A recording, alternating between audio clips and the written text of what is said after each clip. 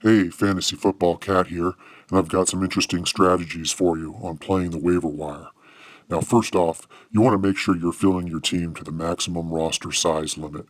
You should never have a team with fewer players than the max because you need depth. There's always going to be injuries to your team, and there's no sense waiting around until those injuries occur. You want to have players that you can pop in when somebody gets injured, and if those players on your bench are not good enough that week, then you can drop them and pick up somebody on the waiver wire.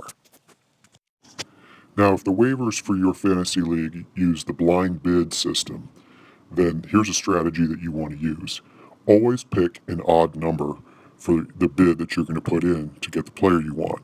So, for instance, most people think in terms of fives and tens. If you have $100 to spend, people will put in a $5 bid or a $10 bid. So you want to always go 6 or 11. Or if your league does it in 50-cent increments, then always tack on 50 cents. Because somebody will say, okay, I'll do $8 to get the player I want. You put in for 8.50, there's a better chance that you're going to get that player.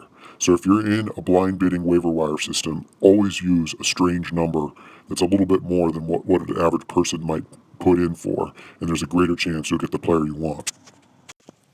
Okay, the other thing that is important about playing the waiver wire is that it can be used to your advantage on a weekly basis against your opponent. Always check the roster of your opponent that you're going to go up against that week and see if they're weak in a certain area. For instance, let's say their tight end is on bye or they had a bunch of running back injuries. If you can grab a player off the waiver wire that they would be targeting, then that's a player that they won't play against you, and it can give you an edge in your head-to-head matchup. So you need to pay attention to the waiver wire each week because not only can you improve your own team, but you can block your opponent from improving their team. Okay, that's all I have time for. Bye.